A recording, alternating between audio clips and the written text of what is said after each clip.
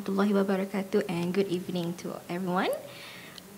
So today we talk about manifestation of Islamism in social media. I will not do a statistical method like filtering everything regards to Islamism according to keywords or hashtag or some sort. But what I'm going to do today is showing some example of what we believe manifestation of Islamism based on the list of characteristics. And I took the frame from what has been laid out by Dr. Azhar. The first question is, why social media? Because social media is a medium of interaction where ideas is disseminated and also contested. And what's special about social media is you can receive a real-time reaction and response from people. So making it more vibrant, more receptive, and I think more violent compared to traditional media. Okay, next. So we have seen the manifestation in governance, the law, policy, institution, and especially electoral politics, very obvious. And also Azhar just now has shown us how it manifests in other spaces, in the social movement and activism, in intellectual and academic discourse. But now we're going to see how it manifests in daily life of people, food, clothes, occupation, and of course the interaction, particularly between the Muslim and also non-Muslim. And often, when we mention Islamism, we tend to imagine past and also UMNO. But I want us to move beyond that. We should now see how the ideology has penetrated to the very core of our society, and it has impact on the daily life of a common people. Next. So this is the list of character of Islamists. There is a series of overall characters that I have took from Dr. Azhar. The first one, I need all of us to give attention to this character, because later then we show some example of how this character has been manifested in our society. So the first one is the need to have comprehensive and holistic commitment to Islam. Thus, cultural practice deemed un-Islamic must be avoided, as much as modern lifestyle that are secular and westernized. Second, religious observance become the top priority, a measure of morality and religiosity, especially to be observed by individuals in the public sphere. And third, puritanical in their legalistic outlook and pushing for law enforcement to ensure compliance with religious precepts. Okay, next. The fourth one, the need to have comprehensive and holistic commitment to Islam. Thus, cultural practice, Din Islamic must be, sorry, this is repeated. Okay, sorry. The revivalist concern over morality is limited to only some areas, leaving many other urgent and important issues, even though they pay lip service to the importance of social and economic justice. The fifth one, the promotion of serious intellectual engagement through sustained effort is rarely present or no. Even their interpretation of local condition is very limited, since they hardly spend time to analyze the local problems that affect the well-being of their society. They are not very keen to study, explore and deliberate on classical Islamic tradition, as mentioned by Dr. Azhar just now. And the last one, their reading of history is extremely selective. So I will show you, no worry. So we're back to the character from 1 to 3rd character. This character may be overlap, maybe intersect to each other. So let's see. Exhibit 1, un-Islamic practice. So recently there's a video of Indonesian couple with their guests dancing to the club music, the fast beat music, in the wedding ceremony, and it gains attention among Malaysians on the internet. Sorry, next. Okay. And after being reposted by the Malaysia viral account. So this next, this is the response from our people, most of it. Entahlah macam mana nak datang berkat. There's no blessing if you do such a thing in the wedding. Yes. Kalau aku buat macam ni, memang mak aku bakar. Okay? My mother will burn this wedding hall if it happen. Okay. And then it's have a regulatory to Indonesia, like macam Indonesia ni, kalau Indo apa sajalah sangat, kahwin pun boleh campur. Okay?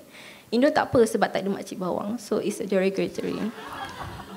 It's very derogatory to Indonesia because we perceive Indonesia as below us. Yeah. So next, and lovely, Indonesia respond to the comments. What they say, stay away from our Indonesian business. Go back to your tradition of debating inter-ethnic interrelationship in 2002 or something. And second, scorning music at wedding and formally dividing your country by races, it is anomaly your society exists in the 21st century. Do you guys have even seen power engine there? Indonesia, yeah. I love to make a comparison because you see, when the discourse is there, this is the kind of society that we have. All right? Next. Okay, Exhibit 2. State regulations on entertainment. Okay, context. Recently, they have a UMT student organizing a concert in their campus and later received criticism for not adhering to the state guideline on entertainment activities and deemed as immoral act for having a concert, for dancing, yeah. And this is the news that they're having fined for 2,000, 5,000 ringgit for that. Okay, next.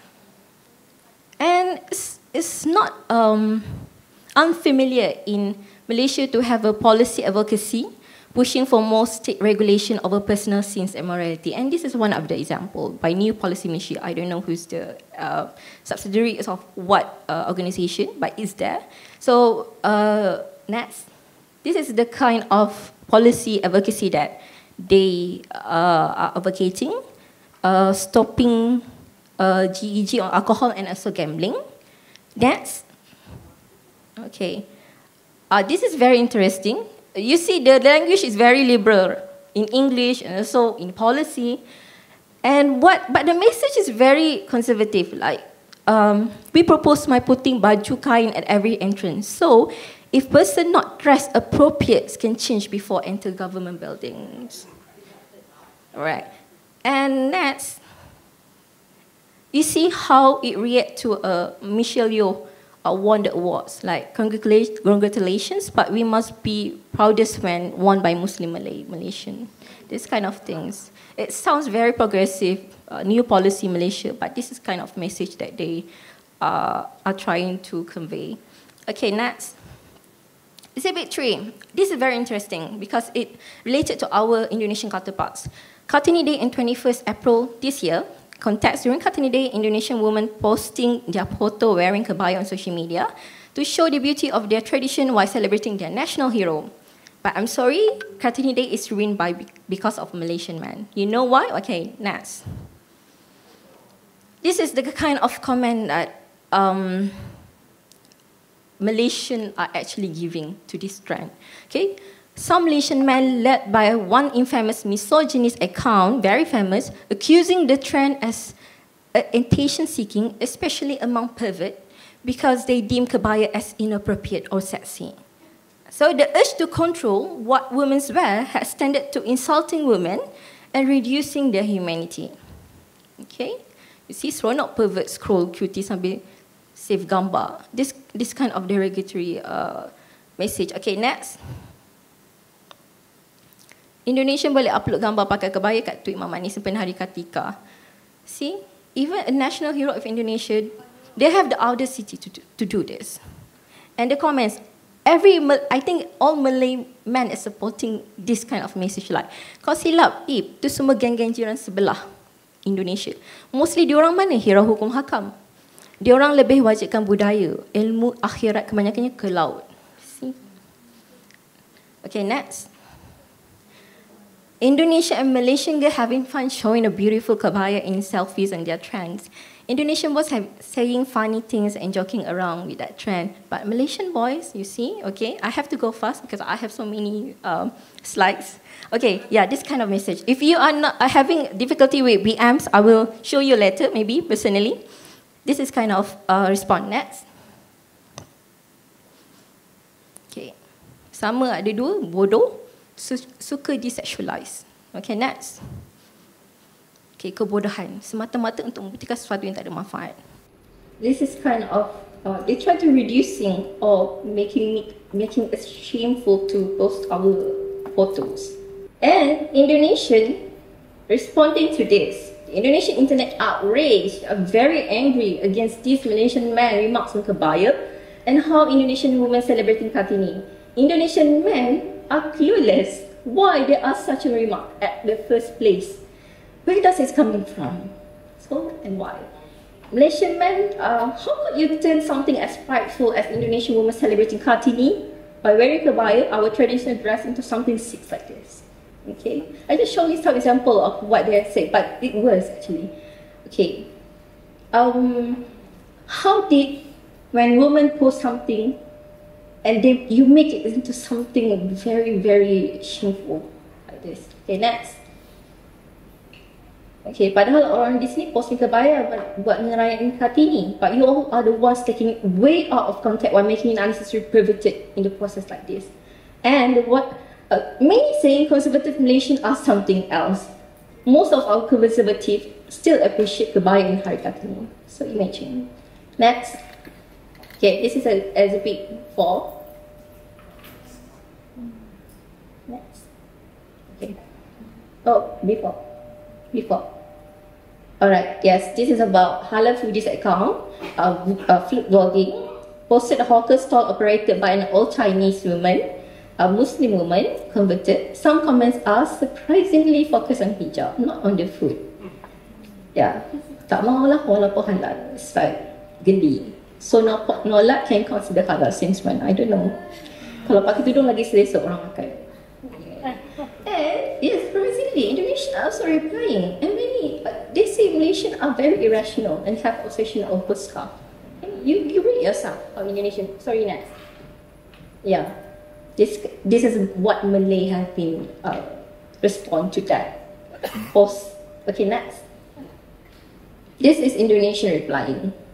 Okay, saya Indonesian dan saya menghargai ibu luar biasa sekali dalam mencari nafkah. Okay, cuma gagal faham sama komentar-komentar di sini. I think by God di Indonesia saja teruk. Ternyata di Malaysia agaknya lebih parah. Sangat membuat malu. Isi kontennya apa? Komentarnya apa? Okay. So this kind of Indonesia is actually schooling us. Alright, next. Okay, we come to the 4th and 5th character. The revivalist concern over morality is limited to only some areas, leaving many other urgent and important issues. Okay, 5th, the promotion of serious intellectual engagement through sustained effort is rarely present, and the interpretation of local condition is very limited. So we see how. Okay, this is exhibit 1, food rider and pork. Okay, numbers of food riders sharing how they deal with pork money. I mean, some of the income from delivering food containing pork. By donating the income they got by delivering food that contain pork to charity. But some of them confessing that they are struggling and need the money even though it was from shubha or questionable or doubtful source. Next. Yeah, the video. Just showing what they do with the income. They are actually giving to cat and dog food. Alright.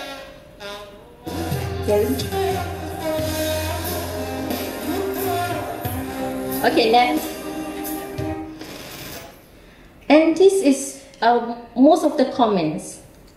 Okay, tak berkat. There's no blessing if you take the income from that. Okay, where is this coming from? Okay? Shubhah, doubtful, haram, haram. Right, next. And this is the source. I trace it back from Dr. Azhar Idros. Okay, play the video. Maybe at the middle.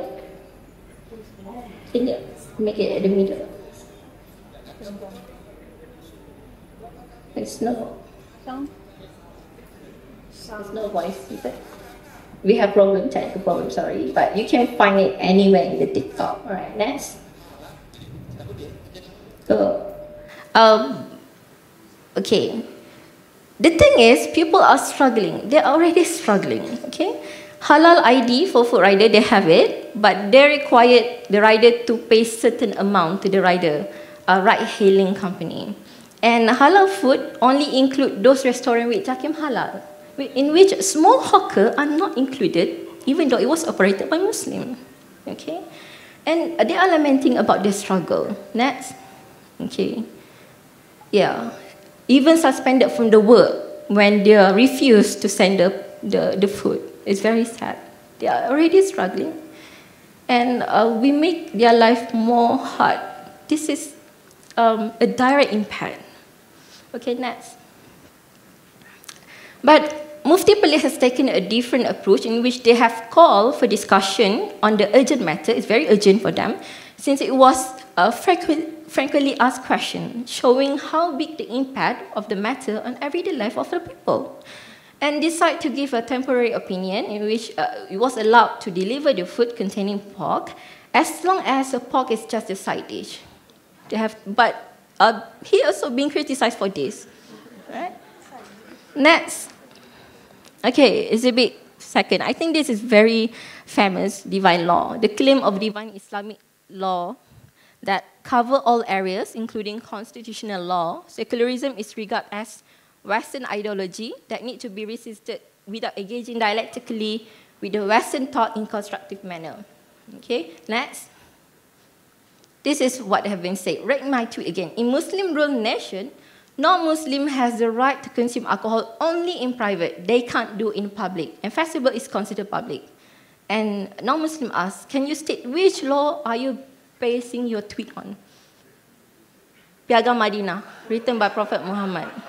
This is funny, but this is what happening in their head. All right? The Charter of Madinah. Which law in Malaysia? They cannot earn. Okay, next. Okay, Muslim must be in power. Which is coming from?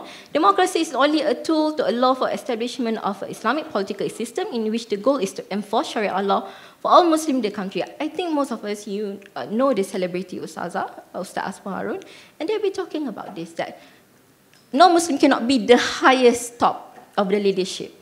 We cannot trust them delivering Islam, of course, but that is a message that has been repeated over and over again. All right, next. Hidup di Mekah. Okay, last one, character of Islamists.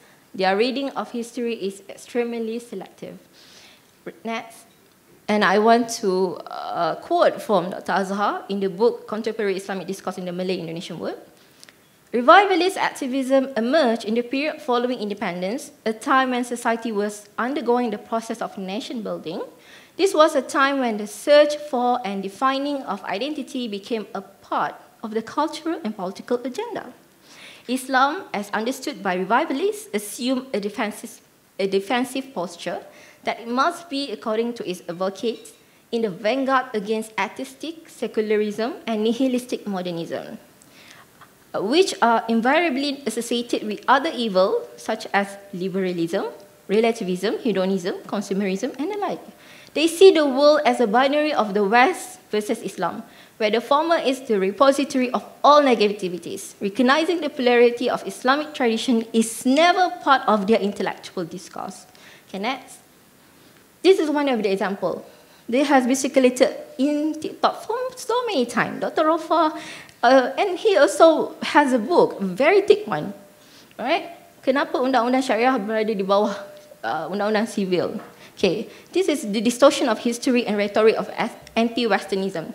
The revivalists emerged at a time when post-independent Muslim society was searching for identities and affirming their identities and affirming their place in the new world order. So critique of colonialism as contributing to the stunted development of society are legitimate, although, yes, but in many cases, this is more of a emotive criticism than a serious analysis of the effort of colonialism on the colonized.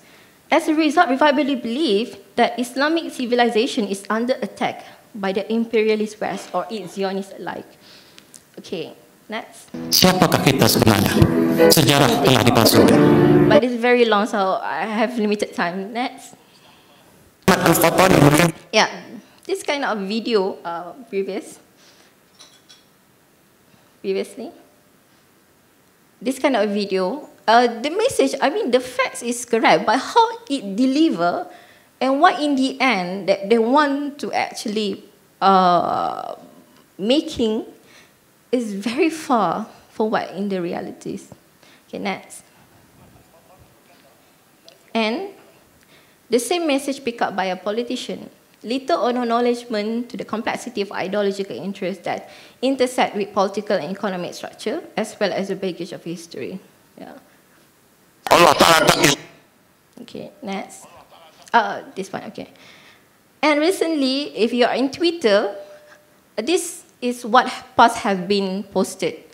They're casually equating the local issue with Israel-Palestine conflict to indicate that non-Muslim is a Zionist in a modern-day Malaysia. That's how when you read the history that has been distorted, and you cannot compare it to the modern Malaysia. Okay, next.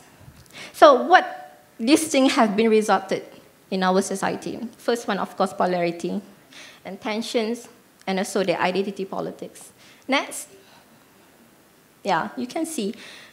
Casually use kafir to political adversary. Right? Cina kafir laknatullah dan mula claim Malaysia ni bukan negara Islam. Yes, very casual. Okay, next. An interaction between Muslim and non-Muslim. Izah atau proud of Islam in this generation has been pupus. Yang ada cuma mahu kekalkan hubungan baik dengan non-Muslim yang tak beri manfaat pada akhirat sedikit pun. So the non-Muslim ask, so kenapa follow? I tak beri manfaat pada akhirat sedikit pun. And they reply, Panglipo lara sahaja. Ada kebaikan di dunia. Right? So the non-Muslim say, okay, please unfollow me. It's jijik. Alright? And she replied, so yeah, sumpah tak hina non-Muslim apapun. I'm just saying that I believe my religion is the ultimate truth. Don't you believe in yours that way? That's why we embrace the religion. To Muslim, religion shouldn't be a hobby. Faith is a serious issue and a heavy topic. Yeah, next. And I think most Muslims in this country believe that we are the best Muslim country, even in halal certificate. And they will not receive any religious nasihat or any religious opinion from other country. Like in this is Mustafa Ayo, I think most of you know. When talking about Muslim are not allowed to say RIP, and Mustafa Ayo criticized our Malaysia Mufti on that. And this is what they have been saying. I would not trust anybody other than the scholars in our country to say about Islam. Yeah. Next. So, from all of these things that I have been showing, what happened on the ground, maybe you can think of yourself whether this is just a green wave, whether this is a green wave or just a tsunami of discontent, as what KJ has been said. Yeah, that's all for me. Thank you.